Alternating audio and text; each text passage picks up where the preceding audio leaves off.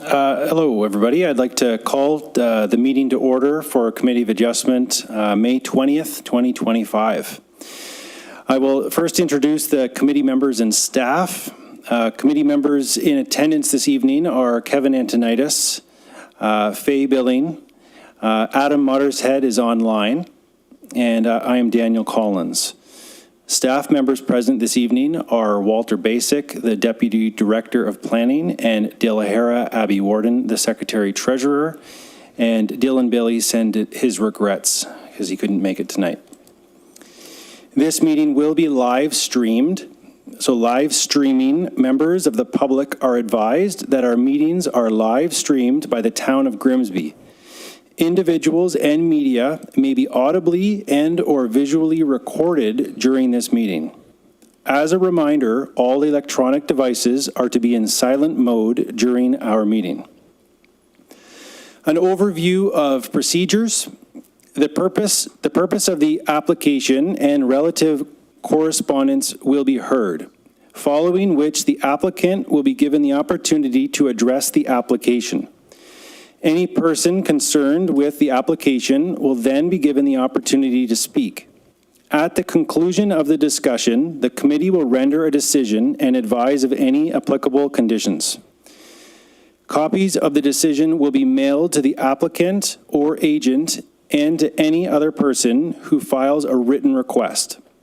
To request a copy of the decision, please email De La Hera Abby Warden, Secretary Treasurer at coa@grimsby.ca.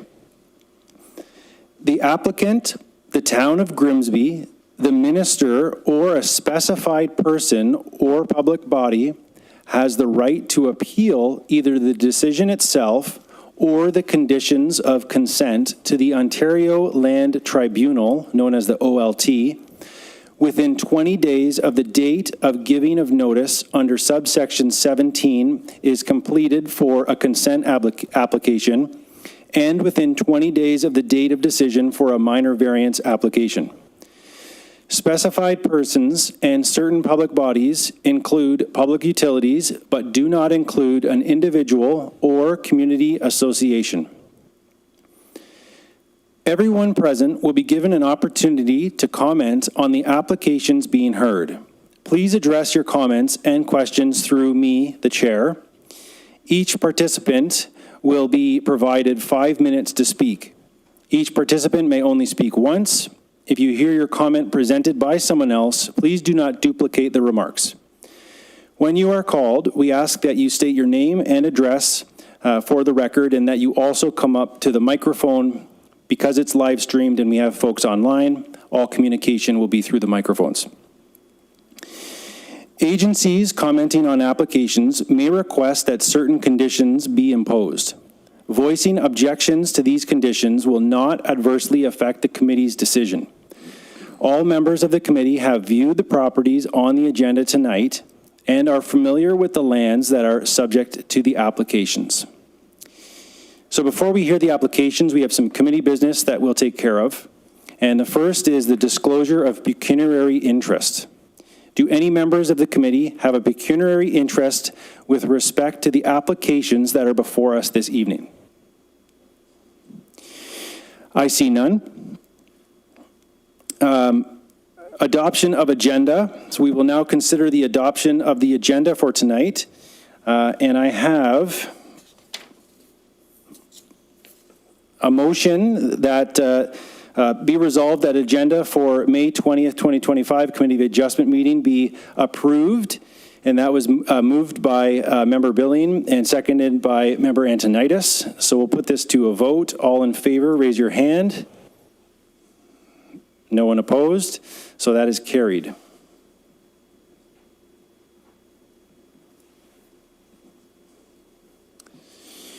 Are there any requests for withdrawal or adjournment? No. Next, the minutes to be approved. So I have here a motion. Be it resolved that the minutes as amended by the correct chairperson So the minutes of the meeting held on April 15th, 2025 be approved. And that was moved by Member Antonitis, seconded by Member Billing. And we'll put that to a vote. All in favor, raise your hand. Okay. No one's opposed, so that's good. So that is also carried.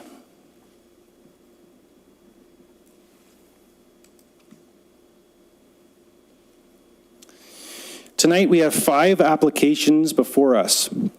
The first application is going to be A1425 for 16 Tunbridge Crescent, and I'll turn it over to the Secretary Treasurer. Thank you, Mr. Chair. Let me just get the presentation up.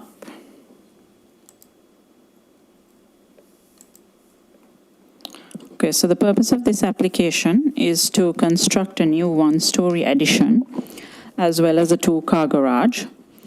The variances requested are to permit a minimum rear yard setback of 4.03 meters, whereas a minimum rear yard setback of 9 meters is required. To permit a maximum lot coverage of 26% for a dwelling, whereas a maximum lot coverage of 25% is required, and to permit a minimum front yard setback of 5.43 meters, whereas a minimum front yard setback of 7.5 meters is required.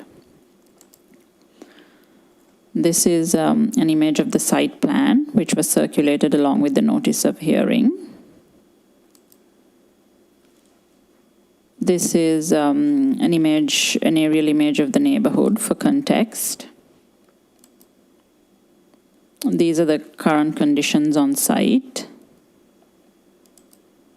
And these are the agencies that have provided comments, which I will summarize for you now.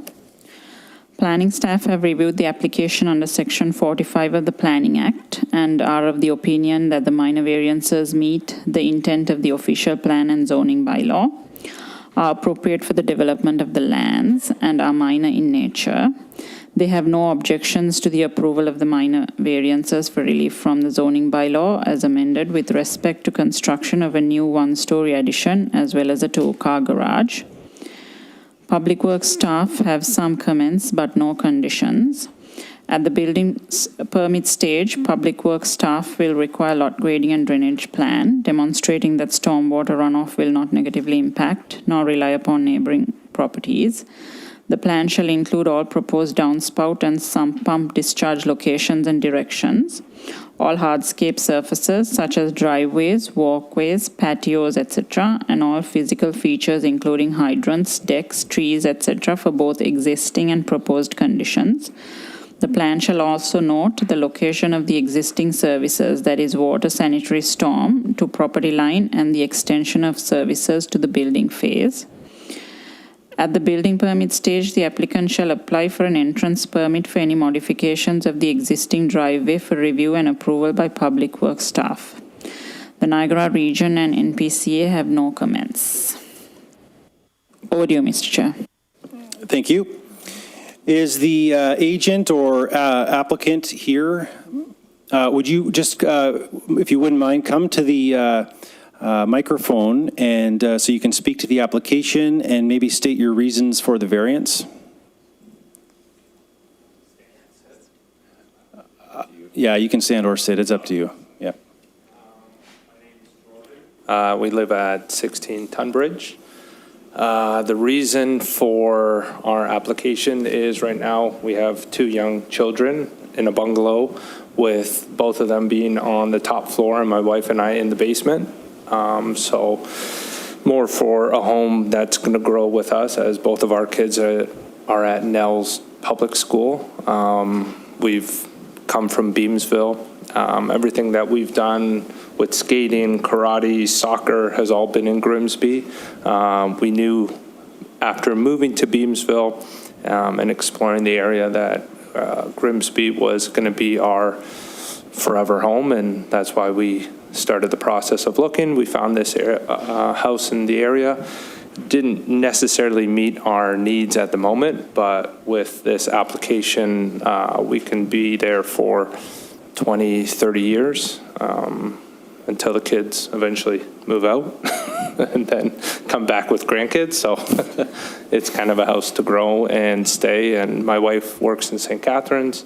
I'm kind of local in the Niagara area. So it just kind of fit for our lifestyle and our future plans. Excellent. Thank you. Are there any questions from the committee? I see none. Is there anyone in the audience that would like to speak to this or ask any questions? Yeah. Okay. If you want to come up to the microphone, state your name and address for the record.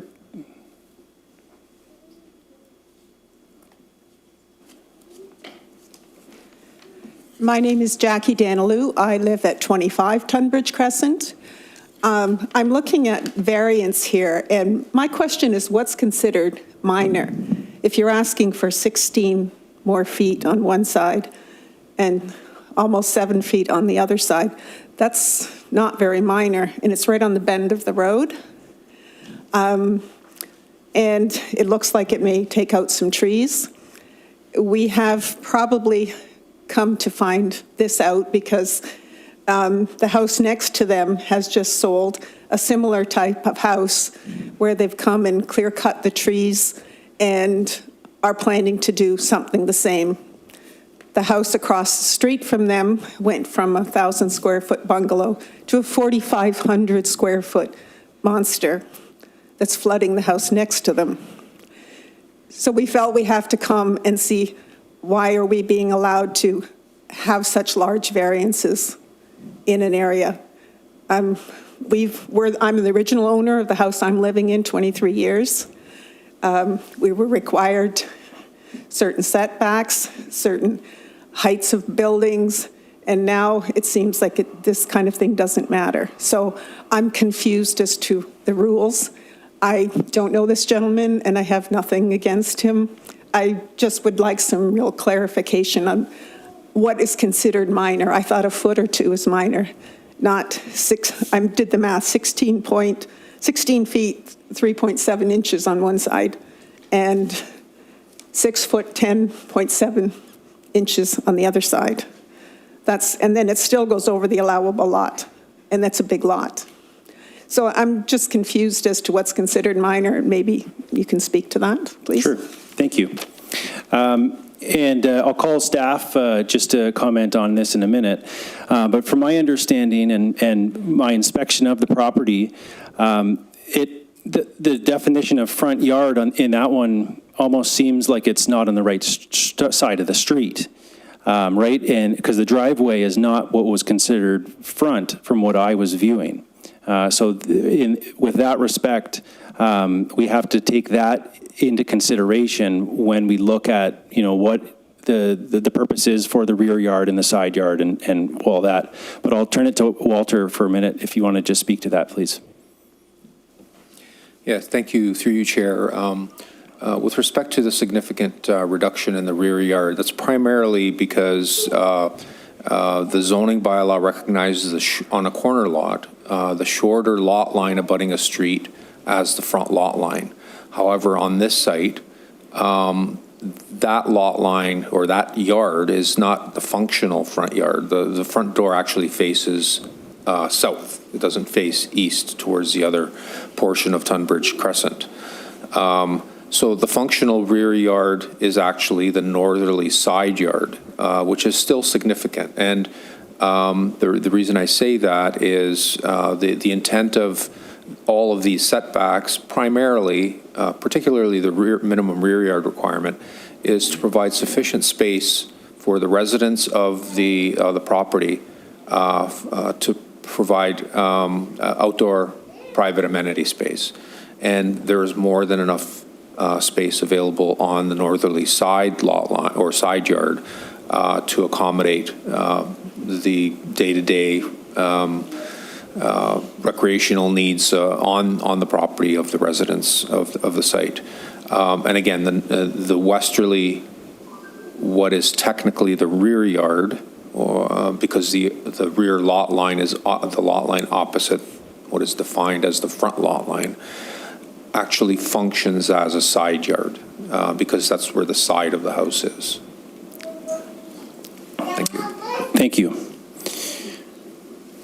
Is there anyone else in the audience that would like to speak to this? Any further questions from the committee? Yeah, go ahead, Adam.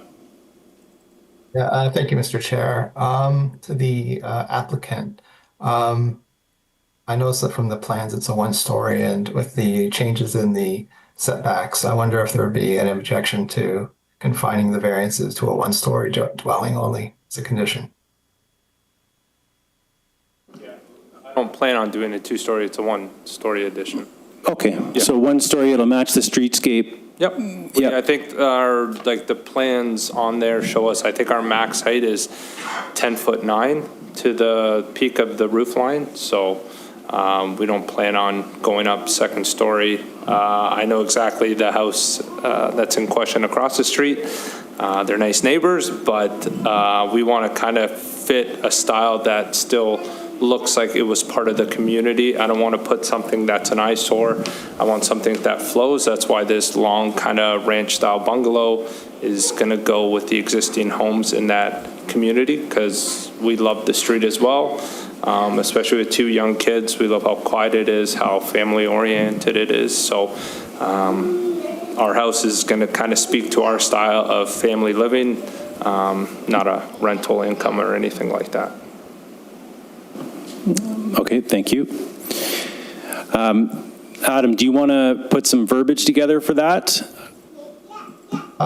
Yeah, I think it's always, I mean, even though the applicant says it's going to be a one-story, it's always safe to put that in. That the, how would I word it? That the minor variances shall apply to a one-story dwelling.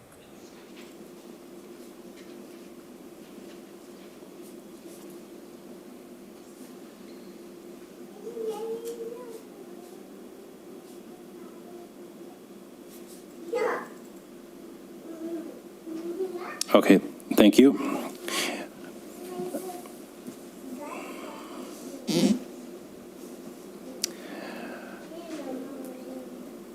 Okay, I'm going to turn it to you. Do you mind? No, I was Yep. going to say, just going back to that lady's comments, maybe Walter, you could help define the nature of minor variance, because we get into this quite often. It's not a mathematical calculation, but I'll let you elaborate a little bit more on that comment from the lady.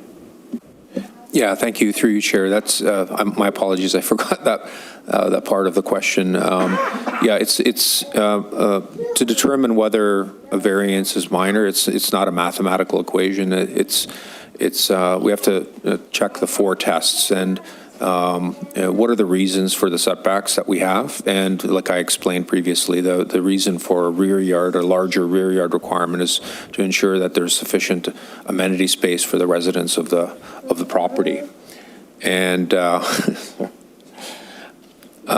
for the residents of the property, and all of the, and there's still sufficient room on that side to provide all that is required for the property to function. So in other words, it's still sufficient setback from the neighbors, that it doesn't intrude. It's a low building. There's sufficient room in that yard to provide all the necessary drainage that would be required, so it doesn't adversely impact neighboring properties. So essentially, that's what we look at. What's the intent of the zoning bylaw? What's the intent of the official plan? Is it appropriate or desirable for the appropriate development of the land? And in our overall, we feel it is appropriate. It does fit in with the neighborhood in terms of the style, for sure, and all the functionalities that are required for a lot to function are all still there. Thank you. Thank you. Would you like to come back to the microphone, Jackie?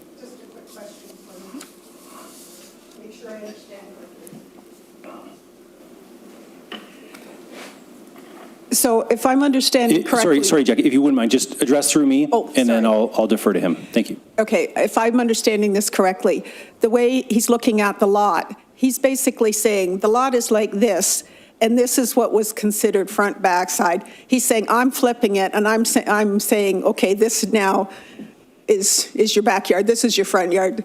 He's turning the lot around from what it's initially been set out as. it should have been, when they come down the street, they should have been going in this way for their driveway. They chose to go in this way. So this was the front of their house, and that's the back. Well, now he's saying this is the front and that's the back. Yep. It's just turned around a bit, is what you're saying. Yep, that's right. So now, really, they're not asking for so much a variance as they had big side yards. Yep. And now they're becoming. Exactly. And that's not a problem at the bend, to be that close to the bend in the road for sight and what have you. Yeah, so to your first part, yeah, that is exactly how I saw it.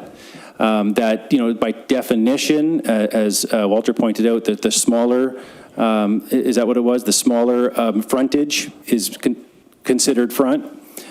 So we have to look at this house as it is. And that's what they were interpreting in their report. And to your second question just now, can you remind me? Sightlines. Okay, I'll put that to Walter. Thank you. The building is completely out of the daylighting triangle, which is a 10.5-meter measurement up each lot line and then connecting the 2 points. So it's out of the daylighting triangle for that road. Okay, that's good. Is that okay, Jackie? Yep.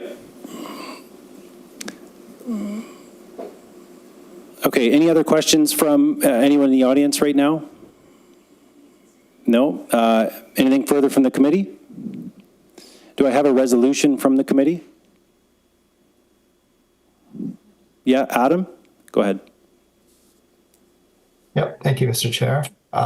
So what I'd like to do is resolve that minor variance application A1425 for 16 Tunbridge Crescent to permit a minimum rear yard setback of 4.03 meters, whereas a minimum rear yard setback of 9.0 meters is required as per Section 7, Table 11 in zoning bylaw 1445 as amended, to permit a maximum lot coverage of 26% for a dwelling, whereas a maximum lot coverage of 25% is required as per Section 7.21, Table 11 in zoning bylaw 1445 as amended, and to permit a minimum front yard setback of 5.43 meters, whereas a minimum front yard setback of 7.5 meters is required as per Section 7, Table 11 in zoning bylaw 1445 as amended, be approved with conditions, and it's the condition I mentioned previously for the restricted to a one-story dwelling.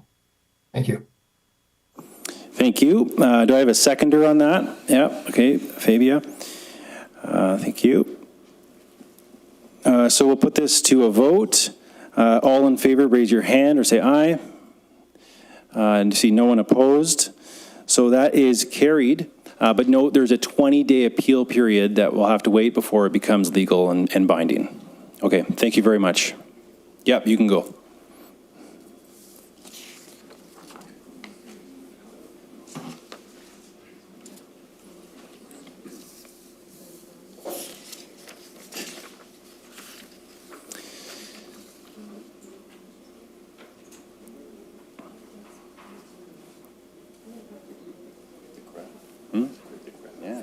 Yeah, wow.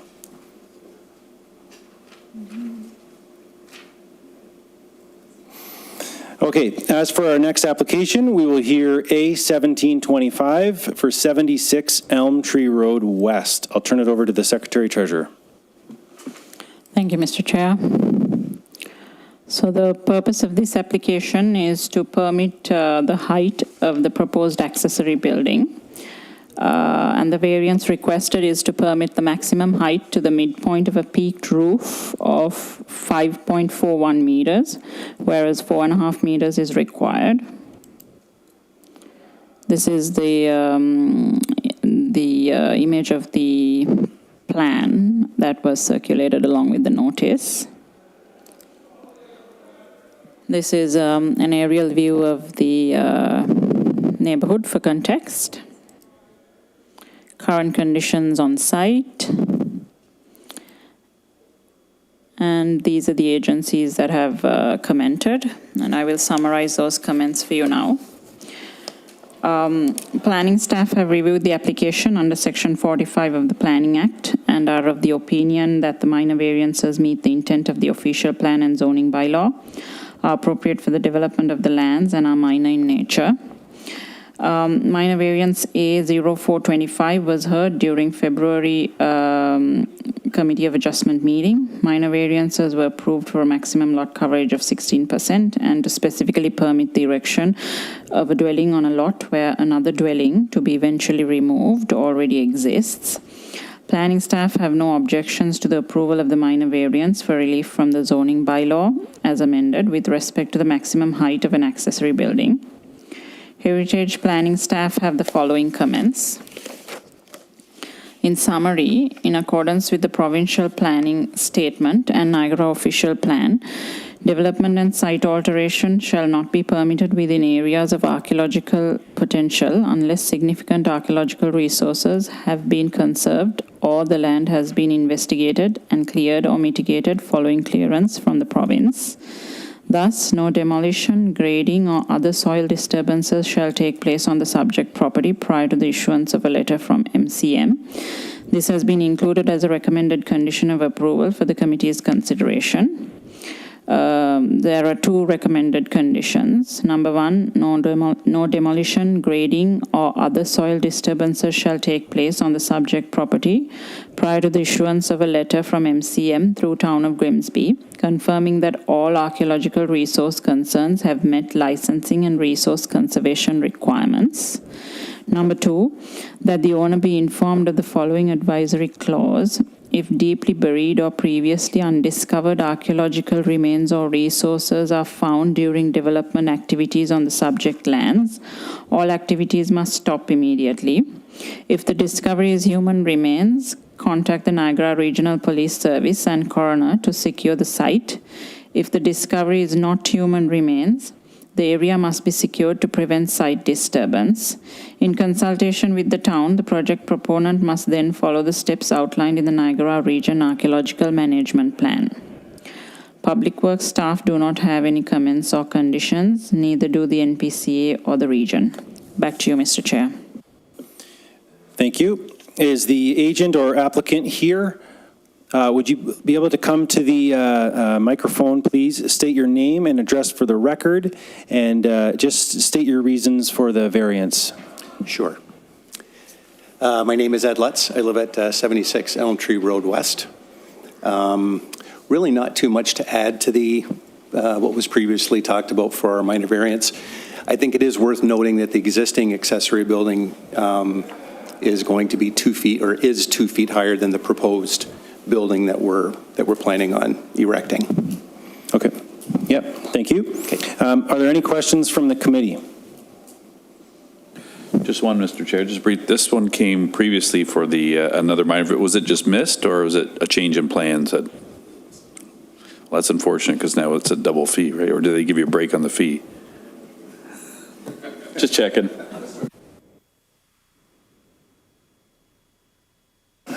Okay, thank you.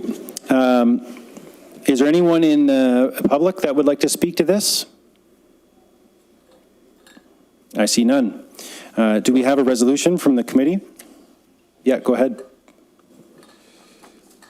Okay, so I'll make a motion that resolve that minor variance application A1725 for 76 Elm Tree Road West to permit the maximum height to the midpoint of the peaked roof of 5.41 meters, whereas 4.5 meters is required as per section 418 in Table 2 of Zoning Bylaw 1445 as amended, be approved with the conditions that were read previously, being that I can support the variances that they are minor in nature, meet the intent of the official plan and zoning bylaw, and are appropriate for the development and use of the property. Okay, thank you. Do we have a seconder? Yep, okay. So moved by Member Antonitis, seconded by Member Billing. And we'll put this to a vote. All in favor, say aye or raise your hand. No one is opposed. So that is carried. And note the 20-day appeal period on that one as well. Thank you.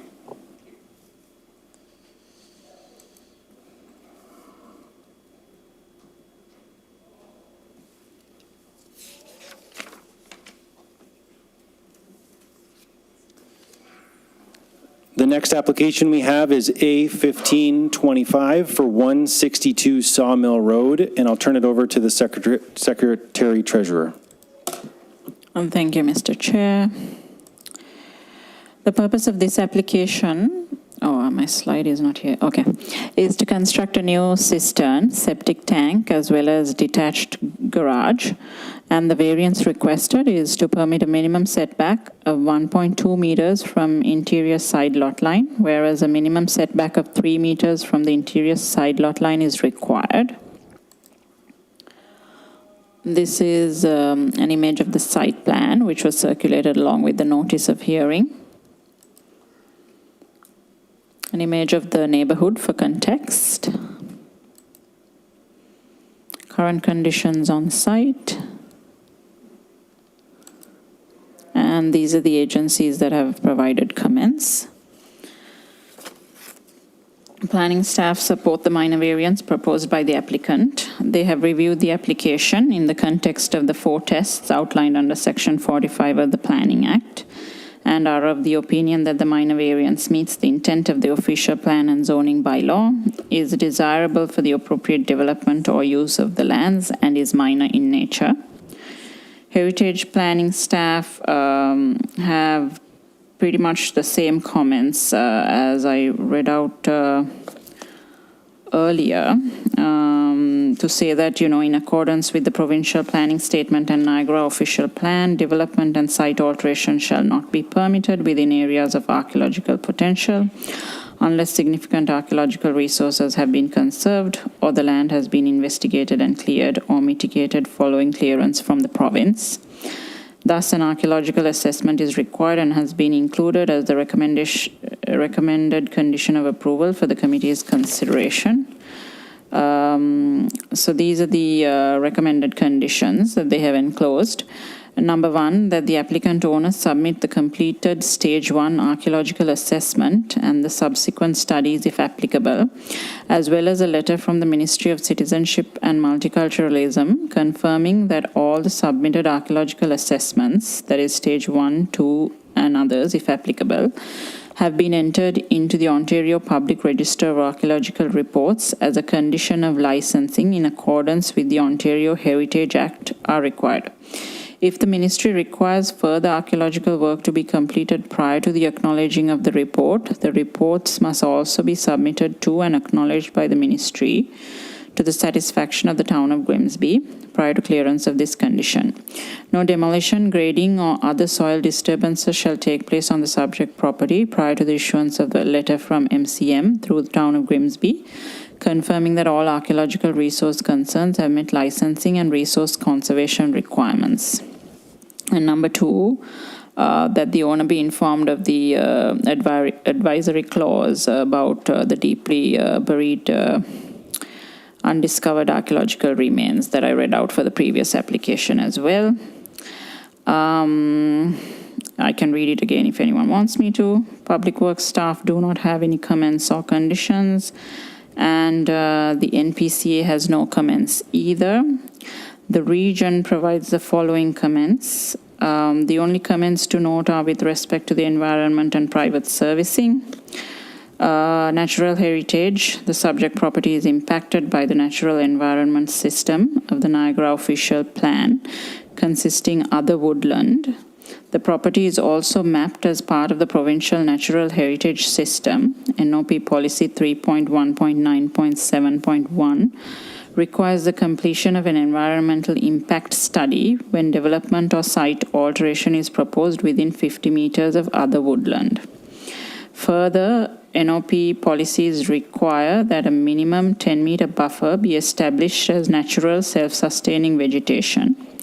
Development or site alteration is generally not permitted within the feature or its buffer. Staff notes the proposed garage and new septic leaching field are within the above noted setback. However, NOP Policy 3.1.9.7.2 states that EIS requirements can be waived if the proposed development is minor and is not anticipated to have a negative impact on the NES.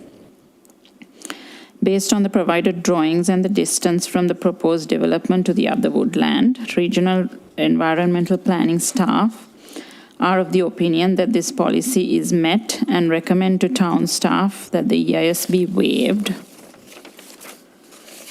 As far as private servicing goes, no records were found for the existing sewage system on the property. However, a septic permit was issued by the region in April 2025 to install a new sewage system to meet current building code requirements. The proposed sewage system design is based on the daily flow rate of 1,600 liters per day to service the existing 3-bedroom, 104 square meter dwelling with 12 fixture units. The sewage system proposed is a raised system or sewage system, nested pipe design, which is proposed in the rear yard. According to the plans provided, the new sewage system will meet the minimum building code setbacks to the proposed detached garage. As such, staff offers no objections to the application as submitted from a private servicing perspective, provided a sewage system is installed as per the permit issued and the detached garage does not contain any living space, bedrooms, or fixture units. Back to you, Mr. Chair. Thank you. Is the agent or applicant here in the audience? Could you just come to the microphone, please, and speak to the application and just state your reasons for the variance? Hi, my name is Sebastian Harvey. I live at 162 Sawmill Road. The minor variance is minor in essence due to the fact that the property is only 88 feet wide. It's still classified as rural, but in my opinion, it should be classified as more of a residential area. Like, I think the land didn't change from specialty crop to residential when the land was transferred to new owners. So basically, the reason why is because the septic field is too close to the proposed detached garage. Therefore, that's why we're asking for the minor variance. Okay, thank you. Are there any questions from the committee? Yeah, go ahead. Through your chair. Oh, your mic.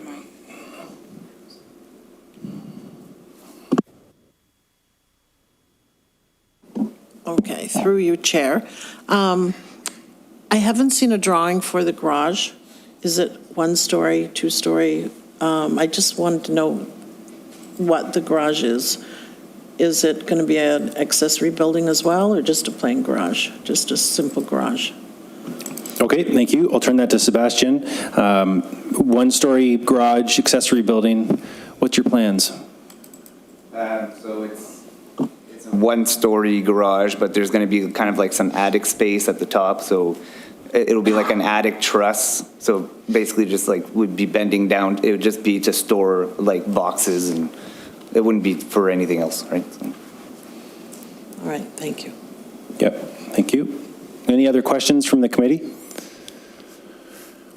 I see none. Is there anyone in the online or in the audience that would like to speak to this? I see none. Do we have a motion from the committee? Yeah, go ahead, Fabia. On this application, I want to say, let it be resolved that the minor variance application, A15-25 for 162 Sawmill Road, to permit a minimum setback of 1.2 meters from interior side lot line, whereas a minimum setback of 3 meters from interior side lot line is required, as per section 4.18, table 2 in zoning bylaw 14-45 as amended, be approved with one condition, and that is the 2 conditions that were read out by Dilhara, one from the Heritage Committee and one from the Public Works. So I'd like this to be approved. Okay, thank you. Do we have a seconder on that? Yep, okay, so it's moved by Member Billion, seconded by Member Antonitis, that it be approved with conditions. Let's put it to a vote. All in favor, say aye or raise your hand.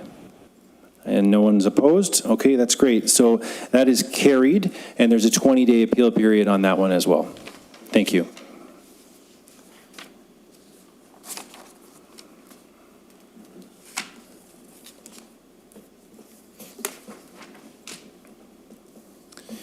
Next, we have minor variance application A1025 for 133 and 137 Main Street East, and I'll turn it over to the Secretary Treasurer for this.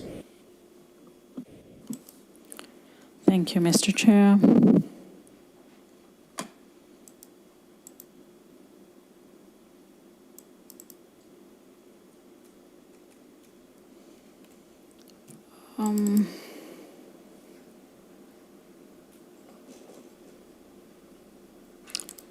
Sorry, I apologize. I'm having problems with the presentation.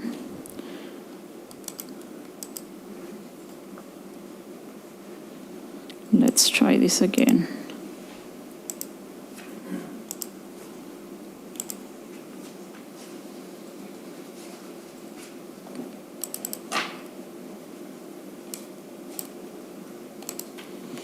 Okay, so the purpose of this application is to support the development of a 5-story mixed-use building, and the variance requested is to permit a minimum net non-residential floor area of 397 square meters, whereas 496 square meters is required. This is an image of the site plan, which was circulated along with the notice of hearing. This is an image of the neighborhood for context. The current conditions on site. And these are the agencies that have provided comments, and I will summarize those comments for you now. Planning staff have no objections to the minor variance proposed by the applicant. They have reviewed the application under Section 45 of the Planning Act and are of the opinion that the minor variance meets the intent of the official plan and zoning bylaw, is appropriate for the development of the lands, and is minor in nature.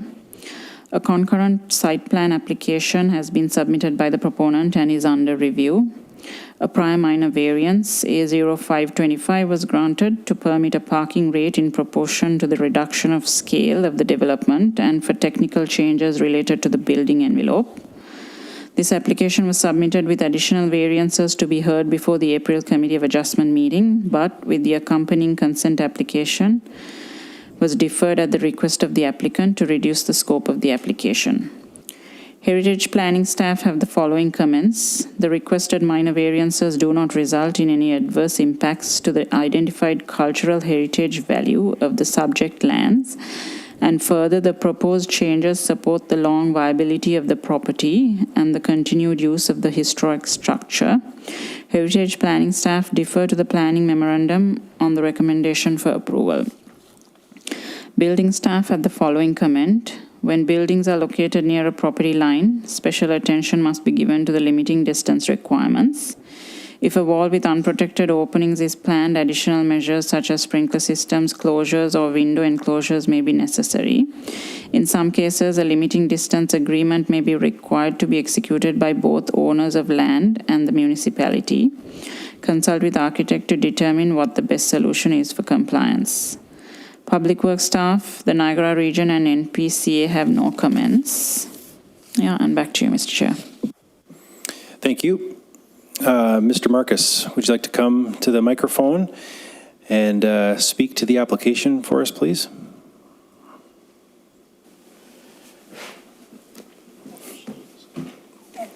I feel really low here. Thank you, Mr. Chair. I like that I get a personalized introduction at these meetings. And you get a comfortable chair. And you guys have upgraded. This is. Thank you, Mr. Chair. We've read the staff report. We've heard the summary here. I don't have anything further to add to that, but I am here to answer questions from the committee or the public if there are any tonight. Okay, thank you. Are there any questions from the committee? Yeah, go ahead. Through you, Chair. I like the new proposal. I believe it was changed from the last one. I just wanted more information on the use of the heritage building on the site and is the carriage house being torn down? Is that what I read? Okay, I'll turn that to Mr. Marcus. Sure, thank you. Through you, Mr. Chair. The final use, so there's going to be residential on the second story of the Heritage House. The ground floor commercial component, we don't know what the final use of that space will be yet. There's a wide variety of uses that are permitted through the zoning bylaw. So something in compliance with the zoning bylaw, but it will be a mixed use building now, residential and commercial. The coach house is coming down with development. It's still on site now, but it's not a designated structure, so it will be demolished prior to construction. Okay, thank you. Is that good? Any other questions from the committee? I see none. Is there anyone in the audience that would like to speak to this? Oh, did you have your hand up, Adam? Actually, I didn't, but I do have a question. So perfect timing. I sensed you did. Yeah, to Mr. Marcus, I'm just wondering, is the residential units are going to be rental units, just like I think the rest of the building will be? Thank you. Through the chair, that's correct. There'll be the whole development will be rental housing. Thank you. So I see no one in the audience that would like to speak to this. Does anyone in the committee have a motion that they would like to put forward with the reasons? Yeah, go ahead. Give me a second here. I'm switching between screens. Okay, so the motion will be resolve that minor variance application A1025 for 133 and 137 Main Street East to permit a minimum net non-residential floor area of 397 square meters, whereas 496 square meters is required as per section 9.32, table 18, site-specific exception number 374, zoning bylaw 1445, be approved, and it meets the intent of the official plans and zoning bylaw. It's desirable for the land, and it's minor in nature. Thank you. Thank you. Do we have a seconder on that? Okay, thank you, Fabia. So it's moved by Member Mottershead, seconded by Member Billing, and we'll put this to a vote. All in favor, raise your hand or say aye. I see no one opposed. So that is carried, and note the 20-day appeal period on that one. Thank you. So we'll see you back in 2 more meetings for another application? You got it covered now?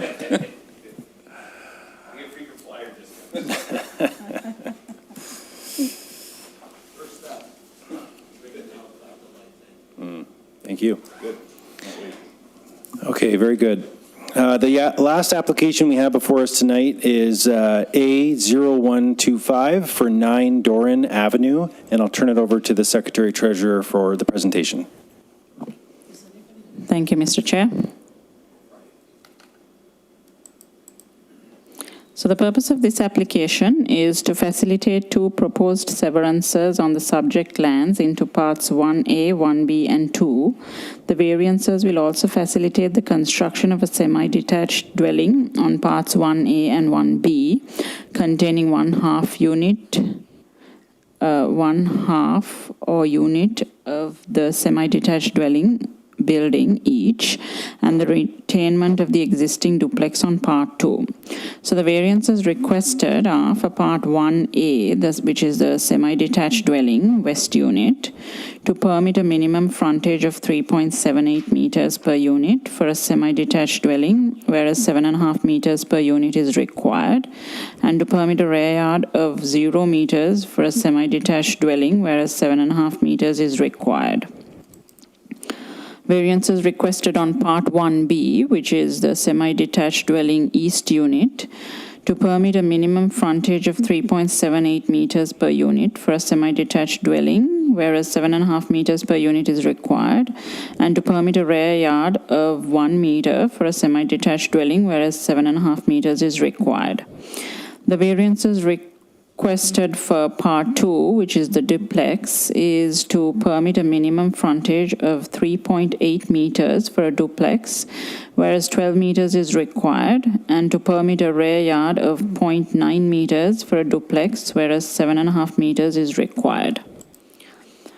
This is an image of the site plan, which was circulated along with the notice of hearing. This is an aerial view of the neighborhood for context. These are the current conditions on site. And these are the agencies that have provided comments, and I will summarize those comments for you now. Planning staff have reviewed the application in the context of the 4 tests outlined under Section 45 of the Planning Act and are of the opinion that the minor variances do not meet the intent of the zoning bylaw, are inappropriate for the development of the lands, and are not minor in nature, while somewhat meeting the intent of the official plan. And they request that minor variance application for 9 Doran Avenue be refused. Public Works staff does not support the proposed minor variance application in its current form. And they have provided 4 different conditions that have to be satisfied in order for them to support the application. NPCA have the following comments. There is an NPCA regulated hazard slope located to the immediate north of the proposed and existing structures at this address. Development nearby hazard slopes may require a geotechnical report to support development based on the context of the feature and the proposed degree of impact from development. The NPCA has reviewed the revised design submitted by the applicants and is satisfied with the demonstrated envelope of development. We are agreeable to making the geotechnical report a condition of the consent. However, the proposed consent at this address is resolved. As such, the NPC offers no objections to the minor variances proposed at this address. We will continue to review the development potential at this address through the proposed consent and permit control at this address. Grimsby Power provided comments in February to say that if town approves this request, they need to contact Grimsby Power to set up accounts for the additional 2 homes and complete our electrical planning requirements form for engineering to design service layouts for the new homes. The region provided comments in February but have not updated any of their comments since. I can summarize these comments if anyone wishes to hear them. I'm back to you, Mr. Chair. Thank you. Is the agent or application here? Or applicant here? I'm here Yeah. online. Okay, great. Would you be able to speak to the application and state your kind of reasons for the variance, please? Yeah, sure. So my name is David Riley with SGL Planning and Design. Address is 1547 Bloor Street West in Toronto. So this, I'll probably use about 5 minutes to speak here because this is a little bit of a complicated one at the end of the agenda tonight. And I know the committee is familiar with this matter. It was here at the previous committee hearing, or maybe not the previous one, possibly the one before, and it was deferred to have further discussions with town staff. And that was regarding the potential for a broader scale development with some surrounding properties. My client, the owner of the lands, had reached out to some of those neighboring owners to see if there was interest, and there was not. So we are proceeding with the application here tonight. What it is as the Madam Secretary Treasurer outlined, it's minor variance application to facilitate severances on the subject land. And as background to this, a consent was sought for the property and was refused by the committee in March 2021. And that matter has been appealed to the OLT, and a hearing has not been had. It hasn't been scheduled yet. And here we are today asking for variances in support of that matter. So that's for your background. So the consent would sever the proposed lot, or the existing lot, into 3 pieces. So the part 1A and 1B would be for the east half of the lot. We can say that would be to facilitate the construction of a detached dwelling there, so 2 units, and then the retained parcel would be part 2, which is the westernmost part of the lot, and that would retain the duplex. So the proposed lot configuration, I don't know if I'm able to share my screen, but I'm going to try. I think I am here, actually. I think this will be helpful just as I'm speaking. Yeah, we can see it. Yep. Perfect. Thank you. So you can see the existing lot is a flag lot. So what is perceived to be Doran Road? Sorry, just one sec. Right now, we see notes. Oh, I'm seeing I guess I'm sharing my wrong screen. Let me just try this again. Desktop 2. Yep, there you go. Perfect. Thank you. Okay, there you go. Thank you for pointing that out. And so right now, the Doran Avenue right-of-way technically ends at the property. So the property is this outline in dotted line here. Although what you would perceive is that Doran Road actually continues and goes into the property of St. Joseph's Catholic School. So actually, there's an easement registered over a portion of the subject property for access to the school. So although on paper, these variances do seem unusual in that you're creating 3 lots and the frontages are actually measured here, because this is the frontage of Doran Road right here where you can see my cursor. So these are the requested small frontages. But in reality, what's perceived is that the frontages are going to read as if the street continued, and they're about 8 meters for the semis and wider for the existing duplex. Because the frontages are also at here, the Doran Road, crossing perpendicular to the Doran Road right-of-way, that means that the rear yard is actually the perceived side yard. So the rear yard is not this space here on paper. The rear yard on paper is actually the side yards of these properties. So for the semi, we're seeking a reduction in 0 for the western semi because it's actually touching the property line, and a 1 meter for the western semi and 0.9 for the duplex. But in reality, those are actually reflective of what the functional side yard is, and the rear yard, as you can see, are really deep. The functional rear yard, I should say. So that's the rationale for these, I would say, unique variances in this unique lot configuration. And just to summarize my opinion, we've prepared a letter in support of these variances, recognizing, of course, that we are headed to the OLT to get the severances approved. But now there are some accompanying variances. So we think that the proposal does maintain the general intent and purpose of the official plan and zoning bylaw, that the variances are appropriate for the development of the land, and that the variances requested are minor. Just very briefly on the comments received, we do note that the region had said that an archaeological assessment is recommended but not required, whereas heritage planner with the town is recommending that it be required. We would say that this matter wasn't identified when the consent application was originally applied for. So I did want to note that, and we are above the slope. NPCA, this dotted line right here, NPCA's opinion is that this is actually a regulated slope.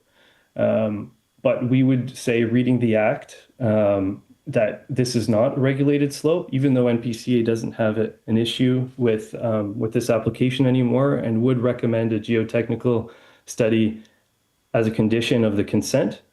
We would support that and would prepare that at the appropriate time. But I just wanted to note that, in our opinion, this is not actually a regulated slope, as it's not the hazard. And with respect to the Public Works comments, I did want to note that they would only support it if there was a major reconfiguration here, in the sense that there would be a turnaround on this property. So a bulb. That isn't going to work. In our opinion, we've looked at different configurations, but because we have to stay clear of this slope, it would essentially render this portion of the lot non-developable. And when you consider that this land is currently being used as a road to access the school, in our opinion, it could continue functioning exactly the same way that it does today, with homes fronting onto that section. It's just on paper, that's not a road, and technically the frontage is over here. So in our opinion, you wouldn't need to achieve all those requirements that Public Works is putting forward. we've had discussions with this. My client has had extensive discussions with the town, has not resolved it, obviously. As I mentioned, we are heading to a hearing for the severance, but we needed to apply for the variance. And if the variances are refused, then everything can kind of go together to the OLT. But again, in our opinion, the variances are appropriate. Happy to answer any questions. And I will stop sharing my screen at this time. Okay, thank you, Mr. Riley. Are there any questions from the committee at this time? Yeah, go ahead. Through you, Chair. Is Mr. Riley, is that his name? Mr. Riley? Yes. Do you have any elevations of the proposed duplex, height-wise, depth-wise, front elevations? Good question through you, Mr. Chair. Sorry, I didn't catch your name, Madam. Fabia. But, yes, and no, we do not at this time. This is a conceptual footprint. We do not have elevations. I would say that it would be since we're not seeking any additional variances at the time, it would be within bylaw requirements, but we do not have that information for the semis. The duplex is existing. All right. That's good. Okay, I see Adam's hand is up. Go ahead. Yeah, thank you, Mr. Chair. To the agent, I remember this going back in 2021 as the consent, and that consent is now before OLT, and I think your planning memo said you're going to be changing the configuration proposed to the one that we're seeing tonight. Because the original configuration had part 3 as that partial road right of way on Doran. So I'm just wondering why it's changed in that regard. Yeah, because I did originally support it when it was that. And I think there was only one other member. It was the previous term of the committee. So yeah, I just wonder if you can elaborate. Thank you. That's a great question, and through you, Mr. Chair, to Mr. Motorshead. So me personally, I wasn't around when this application was before the committee. I was not on this matter, but I do know the background. My understanding is that the town did not support that configuration. There wasn't in that configuration. It was going to be a piece of land that wasn't going recording to be dedicated. Oh, the recording stopped. I don't know if I should stop talking. Yeah, hold on one second. We'll just confirm that the recording can continue.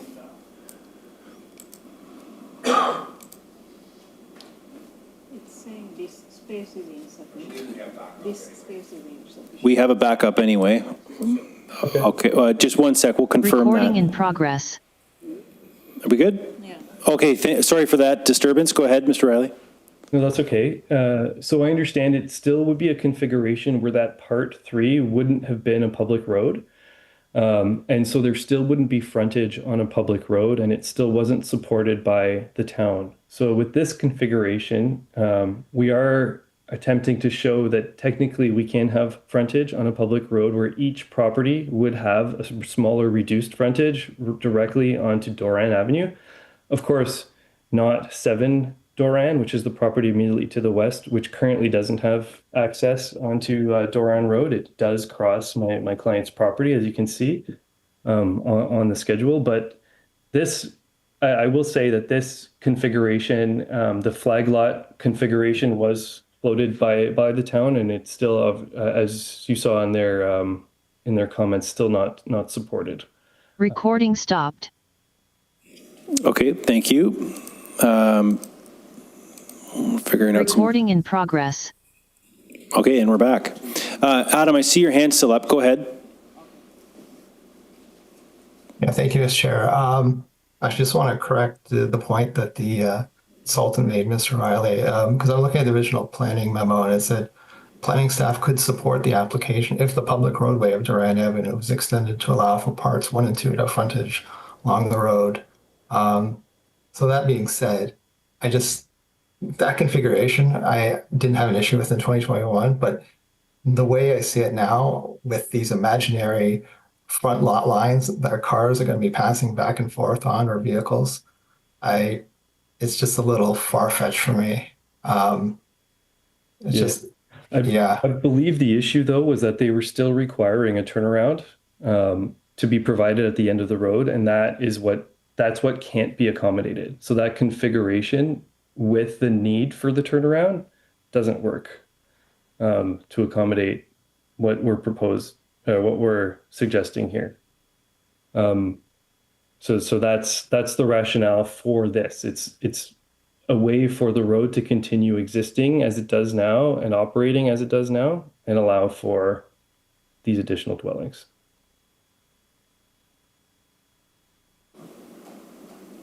Thank you.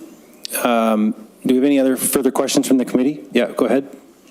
I was on the committee when it was previously dealt with, and I know we had quite a discussion, and town staff, mostly engineer and public works, didn't support it at the time. But one of the issues was I wasn't opposed necessarily to the theory of the infill, but I think it's like they're playing developer here, and for development to occur, I mean, you're asking the town to incur a lot of the costs. So what we said was, well, if you pay your own share, pay your own way, just like any other developer would, provide a public road allowance. I know a cul-de-sac is difficult here, but it was more of the other things like extension of proper sidewalks. I don't know what the underground services are like, the roadway. I mean, it kind of runs out there into a narrow path. So you're asking to put 2 more lots on that extension or that private road or private property with a right-of-way over it. I didn't have a problem with the infill. I just wanted them to pay their own way like any other developer would, including the provision of all these things. So I still can't support it. I don't agree that, I agree with Adam, like this is kind of a wonky layout now, and then to say, well, the town can bear all the costs of the sidewalks if they ever ask for, because eventually they're going to demand sidewalks and full services, proper width pavement, things like that, and it's going to be the town or the taxpayer stuck with it. So again, I can support it if they would be willing to contribute like any other developer to convey the lands and the proper infrastructure so that they can then have a proper lot on this site. I get it, the variances are more technical in nature because of the way they're keeping the frontage at the end of the stub, but just like the DeSantis development down the road, they were required, as I understood it, to provide all upgraded services along Duran, that section of Duran. I don't know how far they had to do it, but rebuild it all. So in the same way, I think that the owners of this or the applicant should be required to do it. So again, if it doesn't fit with a cul-de-sac, maybe it's not an appropriate place to put an infill lot or a semi-lot. I get it. Now, the other way would be to look at lands to the south and see if you can swing the cul-de-sac there, but I guess then they would require a donation or an acquisition of lands from whoever owns it. It might be the school, I'm not sure. Yeah, those are my comments. I think it's important. I don't know if staff or the other committee members had a chance to go back in the minutes and the application that was in 2021 where it was discussed, and it's the severance at the time, not the minor variances, but it kind of outlines the similar request to this one, other than the building wasn't shown then. Maybe Walter can provide us some background as to their support or not support of this. I know it's summarized in your report, but I think it was an important one, why you're objecting to it, because I would agree with your report on this one. Through Mr. Chair, of course. Yeah, please, go ahead, Walter. Yeah, through you, Chair. Thanks for the question.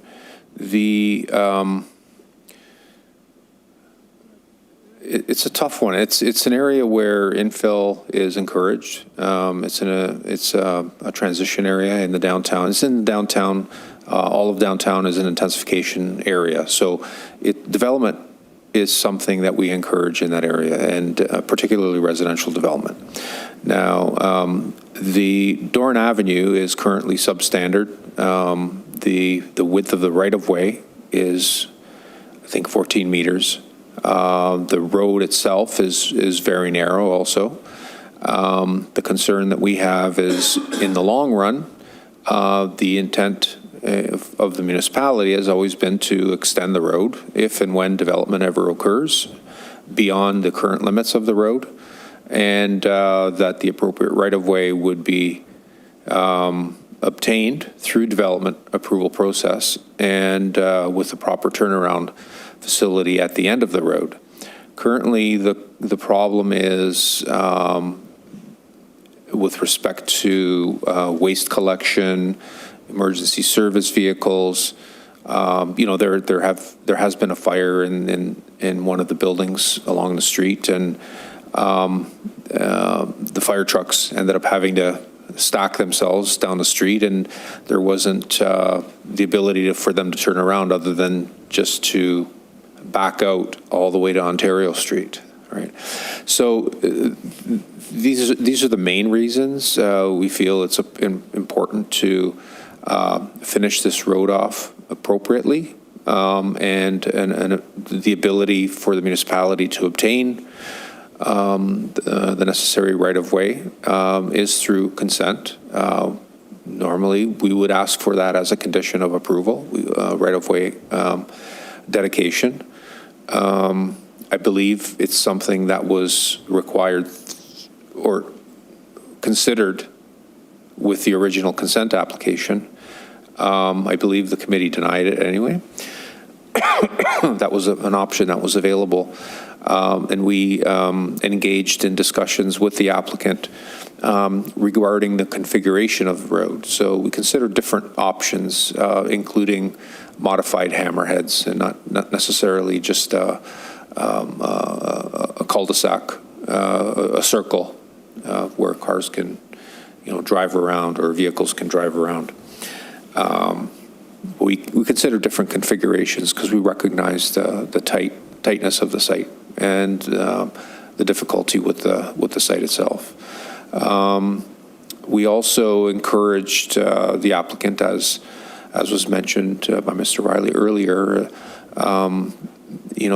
There's opportunity in conjunction with other properties to provide and accommodate the type of intensification that has already occurred on this block, which would be more in keeping with what the official plan envisages for this area. So, but again, it's not something that we can dictate. But the main thing is the road and the ability of the municipality to obtain the proper right-of-way to accommodate properly designed end to Doran Avenue so that emergency service vehicles and waste collection vehicles can turn around. Thank you. Thank you. Any other comments from the committee? I see none. Is there anyone in the audience or online that would like to speak to this? I see none. Do we have a motion from the committee with the reasons?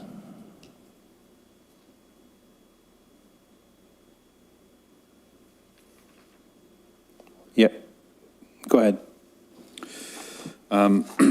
Okay, so I'll make a motion, resolve that minor variance application A0125 for 9 Doran Avenue, permitted minimum frontage of 3.78 meters per unit for a semi-detached dwelling, whereas 7.5 meters per unit is required as per 721 of Table 11, zoning bylaw 1445 as amended, and to permit a rear yard of 0 meters for a semi-detached dwelling, whereas 7.5 is required as per 721, Table 11 as amended for Part 1A, a semi-detached dwelling unit west unit, and to permit a minimum frontage of 3.8 meters per unit for a semi-detached dwelling, whereas 7.5 meters per unit is required, as per section 721, table 11, as amended, and to permit a rear yard of 1.0 meter for a semi-detached dwelling, whereas 7.5 is required, as per 721 of table 11, as amended for Part 1B, semi-detached dwelling east unit, to permit a minimum frontage of 3.8 meters for duplex, whereas 12 meters is required, as per section 721,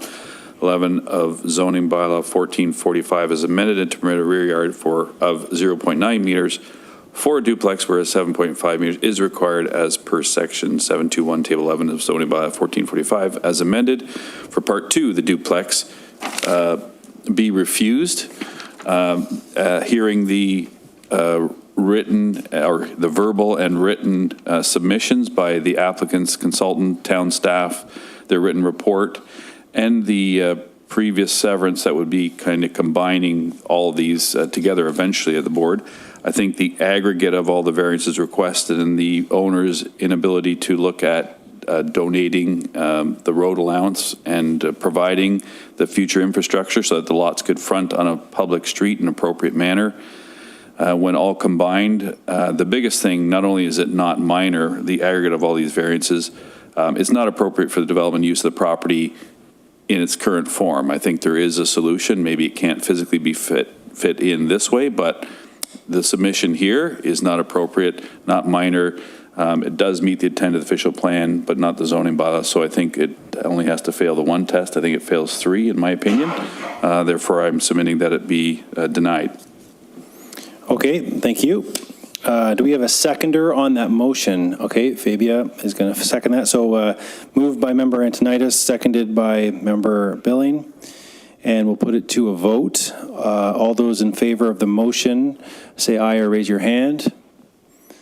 No one is opposed.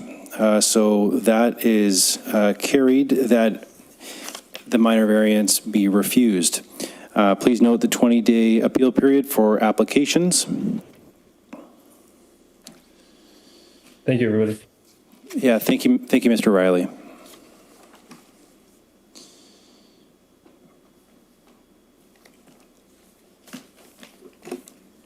That was our last hearing for this evening. Is there any further business from the committee before we adjourn?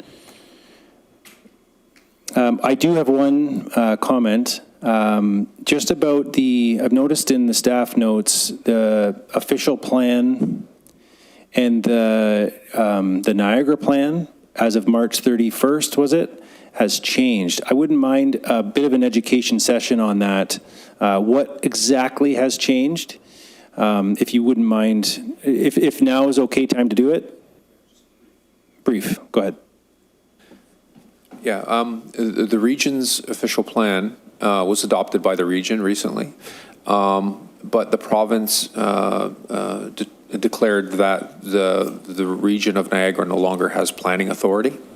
So in doing so, the local municipalities were required to adopt the region's official plan for their jurisdiction as their own official plan. So right now we are currently working with two official plans being administered by town staff.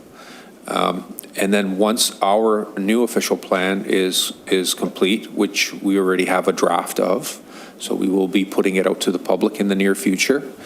Once our official plan is complete, then the region's official plan will essentially just disappear within Grimsby's jurisdiction. And it'll be only the Grimsby official plan that will prevail. Okay. Yeah, thank you. Okay, so the next meeting date will be held on June 17th, 2025, and that adjourns our meeting for this evening. Thank you. Good night. Recording stopped.